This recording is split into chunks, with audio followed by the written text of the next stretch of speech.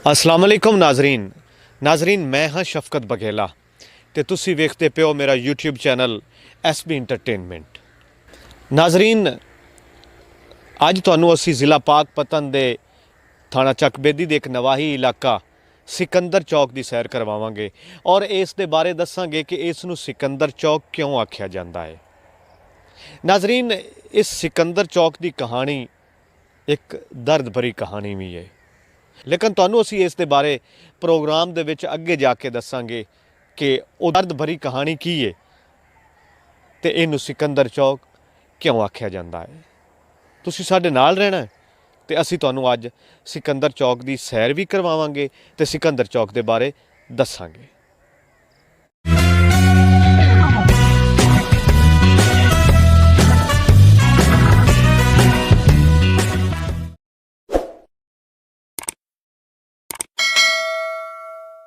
एडा पुराना तो नहीं, एक कस्बा 1980 विच कायम होया।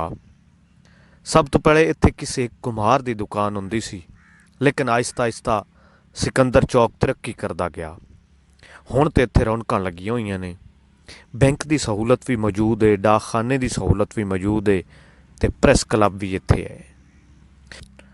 सिकंदर चौक ज़रायत के हवाले नाल ते ज़रई आलात के हवाले नाल भी काफ़ी मशहूर है।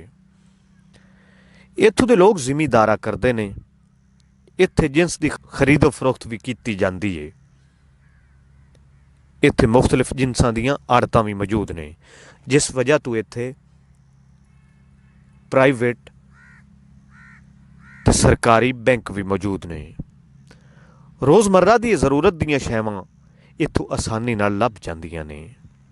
इस इलाके दे जिमीदार कबीले ते जिमीदार कौमां दे विच ਜਿਹੜੀਆਂ मशहूर कौमां ने उन्हां विच वट्टू, जोईया, राओ ते खरड़ मशहूर ने। सिकंदर चौक मकामी जिमीदार मियाँ सिकंदर मांडल जोईया के नां तो मशहूर है।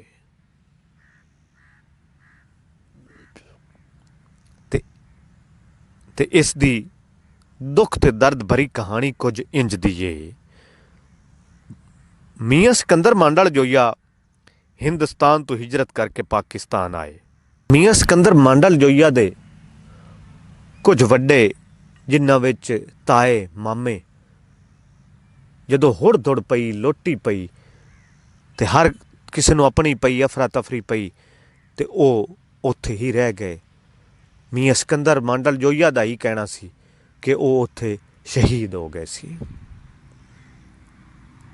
इस तो इलावा भी इस सिकंदर चौक की ते इस सिकंदर चौक के नाल रलदी मिलदी मियाँ सिकंदर मांडल जोईया की दुख ते दर्द भरी कहानी भी कुछ इंज वांग है। मियाँ सिकंदर मांडल जोईया जदों इंडिया तो इत्थे पाकिस्तान हिजरत करके आए तो उन्होंने अपनी ज़मीन ते जायदाद लवन वास्ते काफ़ी मेहनत करनी पई ते साए औकड़ां झलनियां पईयां। मियाँ सिकंदर मांडल जोईया दे 3 बेटे सी ते तीनों अल्लाह नूं प्यारे हो गए। ते मियाँ सिकंदर मांडल जोईया ने उस तो बाद अपनी जायदाद अल्लाह दी राह ते देवण दा फैसला कर लिया। नाजरीन इस बारे मजीद असी मियाँ सिकंदर होरां कोलों ही पुछने आ ते तुहाडी भी मुलाकात करवाने आ।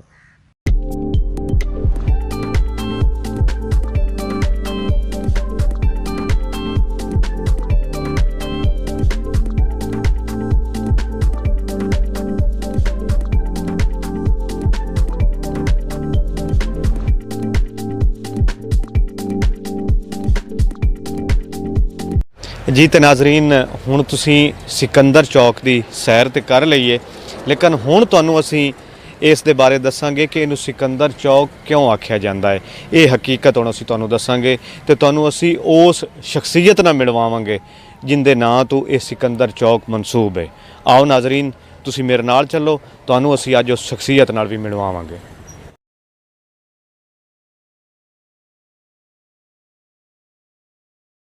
जी तो नाजरीन हुण असी उस शख्सियत कोल मौजूद हाँ ते साढ़े वास्ते बड़ी एजाज़ की गल है कि अज ਉਹ ਸ਼ਖਸੀਅਤ ਜਿਨ੍ਹਾਂ ਦੇ ਨਾਂ ਤੋਂ ਇਹ ਸਿਕੰਦਰ ਚੌਕ ਮਸ਼ਹੂਰ ਹੈ, ਅੱਜ ਅਸੀਂ ਉਹਨਾਂ ਦੇ ਕੋਲ ਹਾਂ ਅਤੇ ਉਹਨਾਂ ਸਾਨੂੰ ਆਪਣੀ ਇਸ ਖਿਦਮਤ ਦਾ ਮੌਕਾ ਦਿੱਤਾ ਹੈ। ਅਤੇ ਤੁਹਾਡੀ ਵੀ ਮੈਂ ਇਨਸ਼ਾਅੱਲਾ ਉਹਨਾਂ ਨਾਲ ਗੱਲ ਕਰਵਾਉਣਾ ਅਤੇ ਅਸੀਂ ਉਹਨਾਂ ਕੋਲ ਪੁੱਛਾਂਗੇ ਕਿ ਇਸ ਨੂੰ ਸਿਕੰਦਰ ਚੌਕ ਕਿਉਂ ਆਖਿਆ ਜਾਂਦਾ ਹੈ ਅਤੇ ਇਸ ਨਾਲ ਕਿਤਨੀਆਂ ਕੋਈ ਕਹਾਣੀਆਂ ਮਨਸੂਬ ਨੇ। ਜੀ अस्सलाम वालेकुम ਮੀਆਂ ਸਾਹਿਬ। ਵਾਲੇਕਮ ਸਲਾਮ। ਦੱਸੋ ਮੀਆਂ ਸਾਹਿਬ, ਮੈਂ ਤੁਹਾਡੇ ਤੋਂ ਸਵਾਲ ਕਰਾਂਗਾ ਕਿ ਇਹਨੂੰ ਸਿਕੰਦਰ ਚੌਕ ਕਿਉਂ ਆਖਿਆ ਜਾਂਦਾ ਹੈ? ਅਸੀਂ ਆਏ ਮੁਹਾਜਰ ਇੰਡੀਆ ਦੇ, ਧੱਕੇ ਦੁੱਕੇ ਖਾ ਤੇ 10 ਸਾਲ ਜਿਹੜਾ ਸਾਡਾ ਰਕਬਾ ਉਹ ਕਿਸੇ ਪਾਸੇ ਨਹੀਂ ਪਿਆ।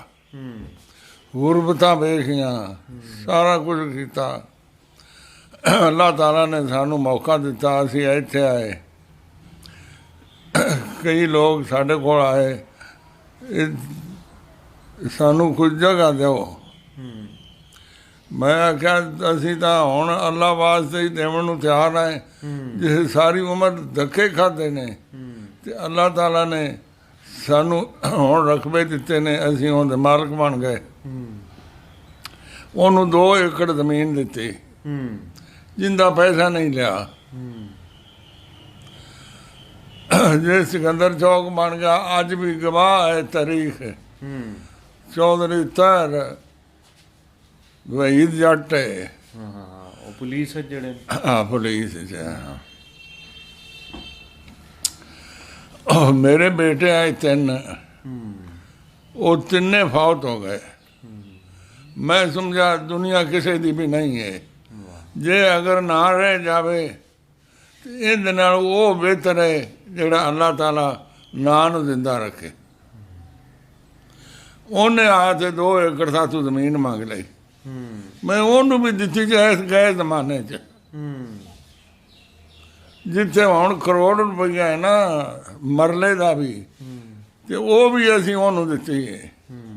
ਸਿਰਫ ਅੱਲਾਹ ਤਾਲਾ ਦੀ ਜ਼ਾਤ ਨੂੰ ਮਨਜ਼ੂਰ ਹੋ ਜਾਵੇ ਅਤੇ ਅਸੀਂ ਵੀ ਇਨਸਾਨਾਂ ਦੇ ਵਿੱਚੋਂ ਆਪਦੀ ਜ਼ਿੰਦਗੀ ਦਾ ਹਿੱਸਾ ਕੁਝ ਖੁਦਾ ਵਾਸਤੇ ਦੇ ਛੱਡੀਏ। ਤੁਸੀਂ ਇੰਡੀਆ ਤੋਂ, ਤੁਹਾਨੂੰ ਕੋਈ ਯਾਦ ਹੈ ਵੀ ਉੱਥੋਂ ਕਿਹੜੀ ਜਗ੍ਹਾ ਤੋਂ ਮਾਈਗਰੇਟ ਕਰਕੇ ਆਇਆ? ਹਾਂਜੀ, ਉਹ ਜ਼ਿਲ੍ਹਾ ਫਿਰੋਜ਼ਪੁਰ ਹੈ। ਅਤੇ ਤੁਹਾਡਾ ਜੰਮਪਲ ਉੱਥੋਂ ਦਾ? ਹਾਂ, ਉੱਥੋਂ ਦਾ। ਤਕਰੀਬਨ 6 ਸਾਲ ਮੇਰੀ ਉਸ ਵੇਲੇ ਉਮਰ ਆਈ। ਅੱਛਾ, ਫਿਰ ਉੱਥੇ ਕਿਸੇ ਸਕੂਲ ਪੜ੍ਹਦੇ ਵੀ ਰਹੇ ਉਸ? ਨਹੀਂ, ਉੱਥੇ ਨਹੀਂ। ਉੱਥੇ ਬੱਚੇ ਹੁੰਦਾ ਉਹਦਾ ਸਕੂਲ ਹੀ ਕੋਈ ਨਹੀਂ ਆਏ। ਅੱਛਾ ਅੱਛਾ। ਉਸ ਦੌਰ ਦੀ ਤੁਹਾਨੂੰ ਕੋਈ ਕਹਾਣੀ, ਗੱਲ ਯਾਦ ਹੋਵੇ, ਕੋਈ ਵਾਕਿਆ ਯਾਦ ਹੋਵੇ ਜਦੋਂ ਤੁਸੀਂ ਉੱਥੋਂ ਮਾਈਗਰੇਟ ਕਰਦੇ ਪਏ, ਲੋਟੀ ਪਈ, ਤੁਸੀਂ ਪਾਕਿਸਤਾਨ ਆਉਂਦੇ ਪਏ, ਲੋਕ ਇੱਥੋਂ ਜਾਂਦੇ ਪਏ, ਕੋਈ ਐਸਾ ਵਾਕਿਆ ਤੁਹਾਨੂੰ ਯਾਦ ਹੋਵੇ? ਹਾਂਜੀ, ਉਹ ਮੇਰੇ 2 ਮਾਮੇ, ਉਹ ਕਿਸੇ ਕੰਮ ਗਏ ਹੋਇਆ ਹੈ। ਉਹਨਾਂ ਦੀ ਉਡੀਕ ਦੇ ਵਿੱਚ ਅਸੀਂ 10-15 ਦਿਨ ਜੇ ਹਿੰਦੁਸਤਾਨ ਅਤੇ ਪਾਕਿਸਤਾਨ ਬਣਿਆ, ਲੋੜ ਦੌੜ ਪੈ ਗਈ, ਹਲਚਲ ਮਚ ਗਈ, ਬੰਦੇ ਮਰੀ ਜਾਣ ਲੱਗ ਪਏ। ਅਸੀਂ ਬੈਠੇ ਰਹੇ, ਮੱਤ ਉਹ ਕਿਤੇ ਦੀ ਲੋਕ ਤੇ ਬੰਦੇ ਹੁਣ ਰਾਤ ਨੂੰ ਨਿਕਲਦੇ ਹੋਣ, ਮੱਤ ਉਹ ਇੱਥੇ ਆਉਣ ਤੱਕ ਅਸੀਂ ਵੀ ਨਾ ਹੋਈਏ। ਇਹ ਮੇਰੇ ਮਾਮੇ, ਮੇਰਾ ਵਾਲਦ, ਉਹ ਸਾਨੂੰ ਦੱਸਦੇ ਆਏ, ਇਸ ਵਜ੍ਹਾ ਤੋਂ ਅਸੀਂ ਉੱਥੇ ਬੈਠੇ ਰਹੇ। ਅਸੀਂ ਬਹੁਤ ਲੇਟ ਨਿਕਲੇ ਮੁੜ। ਉਹ ਸਾਡੇ ਜਿਹੜੇ ਮਾਮੇ ਜਾਂ ਕਬੀਲੇ ਦੇ ਮੋਤਬਾਰ ਬੰਦੇ ਆਏ, ਉਹ ਉਧਰੇ ਮਾਰੇ ਗਏ।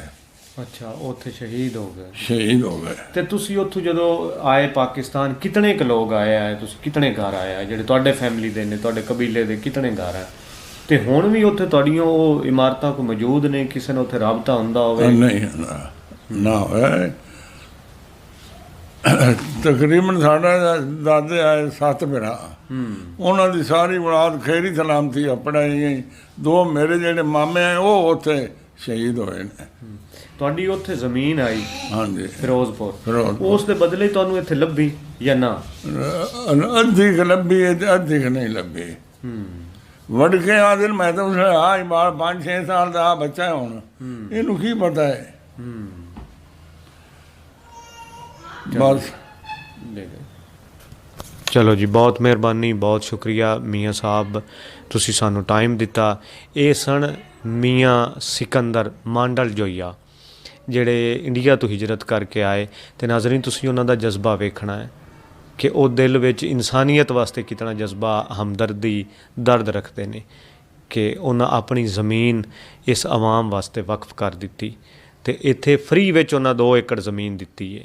ਜਿਹੜਾ 2 ਏਕੜ 4 ਕਿੱਲੇ 4 ਕਿੱਲੇ 4 ਵਿਗੇ 4 ਏਕੜ ਏਕੜ।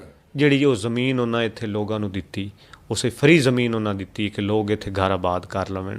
ਤੇ ਅੱਜ ਉਹਨਾਂ ਦੇ ਨਾਂ ਤੇ ਇਹ ਸਿਕੰਦਰ ਚੌਕ ਆਬਾਦ ਹੈ, ਜਿਹੜਾ ਰੰਗ ਦੀ ਦੁਨੀਆ ਤਾਈਂ ਵੀ ਆਬਾਦ ਰਹੇਗਾ।